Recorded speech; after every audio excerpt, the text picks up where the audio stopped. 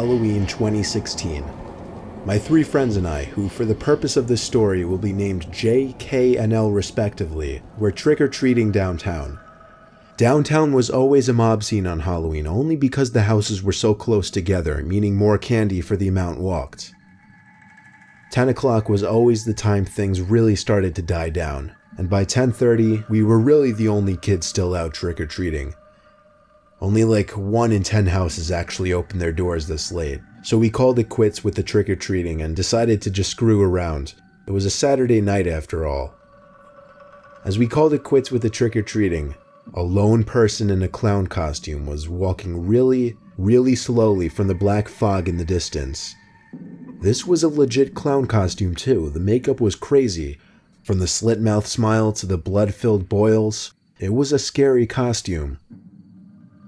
The four of us laughed and screamed in reaction, but ultimately walked away. We went to a park that was nearby to just goof around, make a mess with silly string and shaving cream and whatever. We weren't the first, however. Strands of silly string littered the playground, as well as shaving cream smudged on the walls of a bathroom building in the park to spell out obscenities. We all hung out on the playground, but Jay pointed out to the dark horizon where 2 clowns were walking over to us. One of them the same clown from earlier. I didn't think it was possible, but the second clown was even more disturbing than the first. The first clown now seemed to be wielding some kind of long, spear-like object. They both approached us really, really slowly. The funniness of the situation quickly wore off as they got closer and closer. Then they started to charge us. We all ran in different directions. One of the 2 clowns was chasing me. Out the park and down the street I ran. I didn't know the area too well, but I did know how to get back to Elle's house. I ran all the way there. About halfway there I lost the clown. I called Elle and told him I was in his backyard. He was out of breath, but he said he just lost one of the clowns and was on his way over now. I said I'd call Jay, and he said he'd call Kay. Luckily, Jay picked up on the first ring. He wasn't being chased, so he didn't sound as freaked out as Elle did. I told him to meet us at Elle's house. 10 minutes later, all 4 of us were in Elle's backyard, gathering our thoughts and discussing what just went down. We had a good laugh about it now that it was over as we ate some of the candies that we got. Kay went home, while me, Jay, and Elle hung out in the living room for a while. Lights off, TV on, playing some Xbox One party game. Jay looked out the window and then ducked, and told us to shh and turn off the TV. When we asked why, he said there was a clown out there. I didn't believe him, so I looked out the window. He screamed, "Don't," but it was too late. The clown standing outside of Elle's house looked right at me through the window. I shut the curtains and told Elle he wasn't lying. His parents weren't home, so going to his dad wasn't an option. Instead, we shut off the TV and went upstairs to Elle's bedroom. We looked out the window. The clown wasn't there anymore. Actually, we never saw either of the clowns again. But the next morning, Elle texted the 3 of us, saying he found a rubber clown nose on his backyard patio table. He said it was obviously placed there with intent to scare us, and mission accomplished because it worked. Luckily, that clown epidemic didn't last more than a month later. After that, it just became an old story.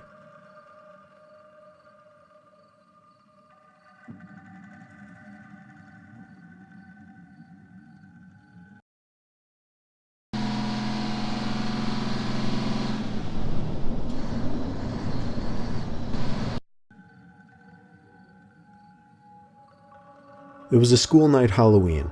My mom and dad took my 2 twin brothers out trick-or-treating.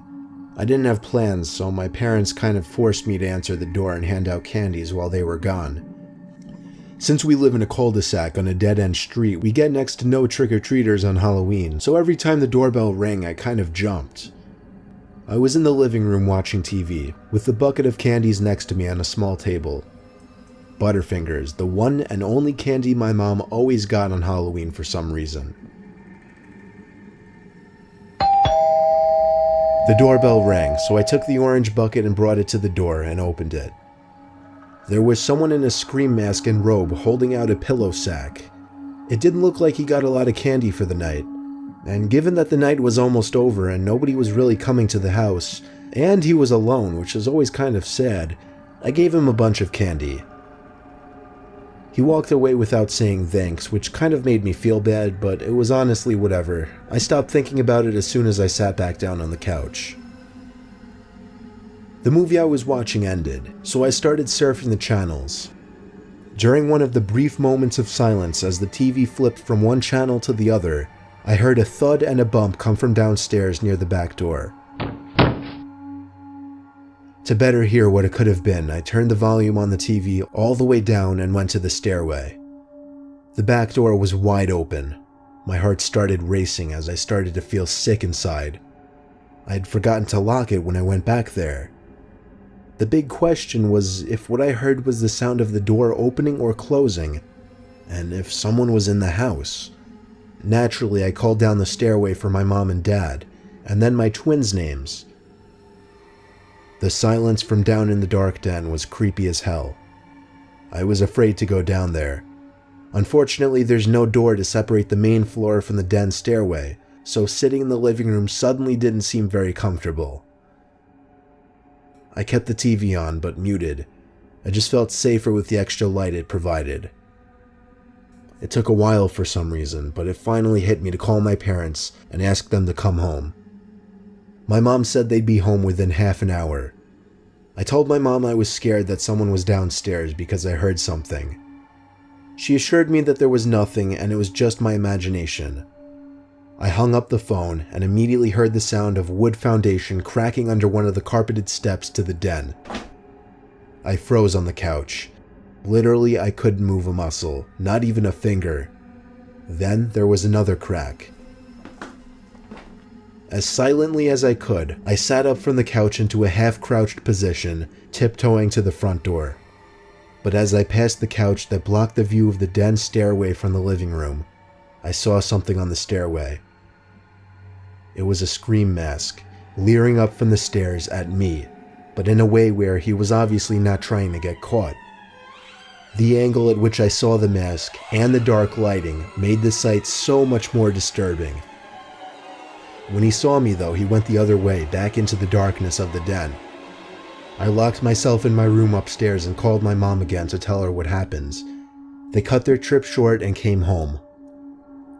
Only when my parents got home did I feel safe to leave my room.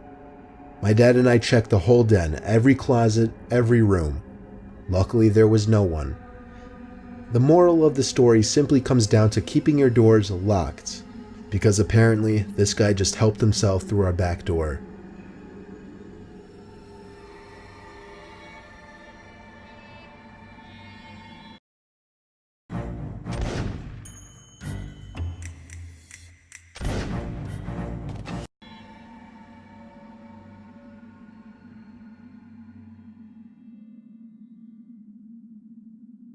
My older brother was having a Halloween party.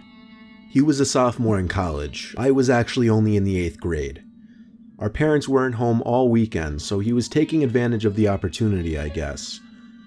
He made it abundantly clear he didn't want me in the house during the party, but fortunately I already made plans to go trick-or-treating with 2 of my friends. We all agreed it would probably be our last year trick-or-treating, so we wanted to make it a good time. We started midday right after school, the prime time where most kids were out, most everyone answers their doors, and still had abundant supplies of candies. We each filled 2 bags of candy by dark, making stops at our houses in between to bring them home, of course. But we weren't done. We weren't satisfied yet. We needed another bag, of course. After eating dinner and resting at my friend's place for a while, we went back out with empty bags and flashlights. You'll find out why in a little bit. It was probably around 9 o'clock now. Getting candy was a bit slower by now since most buckets were empty and not everyone was answering their doors.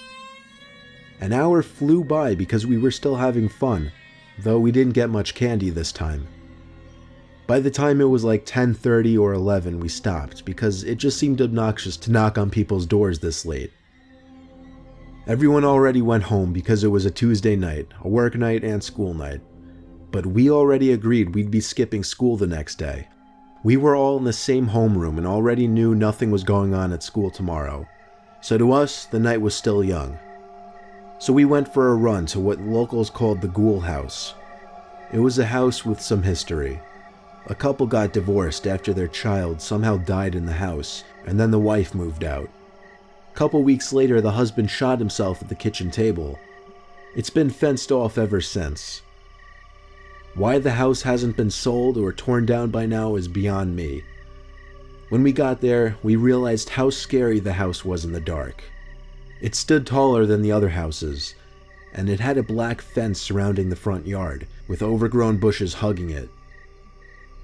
The front gate was pretty easy to hop. The deviance of what we were doing just made it so much more thrilling. We walked around back just to be safe, hoping no neighbors would see us. The back windows were boarded up from the inside, and the back door had a table wedged up against it. Someone clearly tried really hard to keep people out, possibly a neighbor. Through teamwork, we were able to lift the table quietly from off the door and onto the grass. The door was missing a doorknob, and it pushed in relatively easily. We were inside, and it felt weird, felt uncomfortable, and at the same time exhilarating. All of us had our flashlights, creating a decent amount of light in the otherwise pitch black building. We were in the back living area of the house, some kind of den. The wood floors were all creaky as hell, and everything seemed to have been untouched for years. It didn't seem like anyone ever really broke in there before. That room was clear of anything interesting, so we moved on to the kitchen. An archaic fridge sat in the corner. One of my friends opened it up, and immediately the room filled with a stale, rotten, plasticky type odor. The fridge had some old empty milk and orange juice cartons. That was about it. The whole kitchen smelled foul, so we got out of there quickly. Next was the living room, and this room was just creepy. Something about it, I don't know, it just made you think that any time you turned around, there'd be someone standing in one of the corners. One of my friends pointed his light up and said, "Look at that."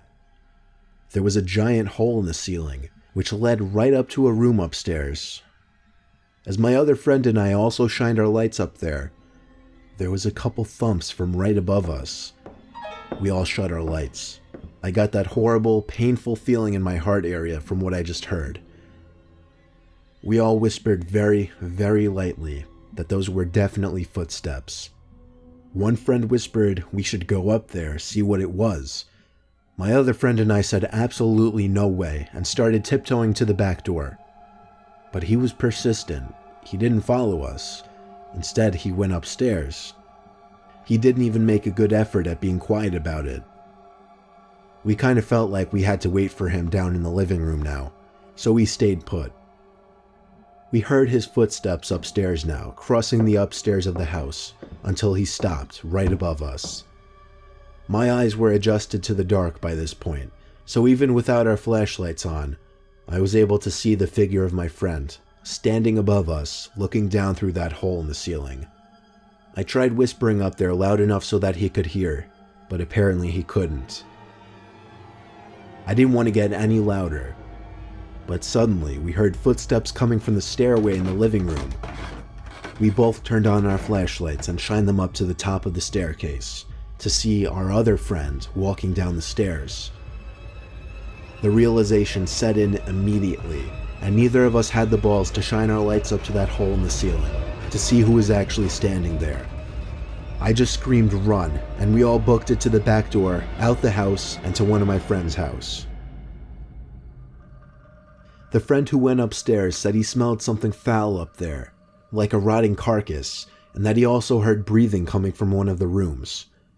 To this day, we have no idea who was in that house, but it seemed unlikely that it was just another curious wanderer, given how boarded up the house was. To say the least, we don't go there anymore.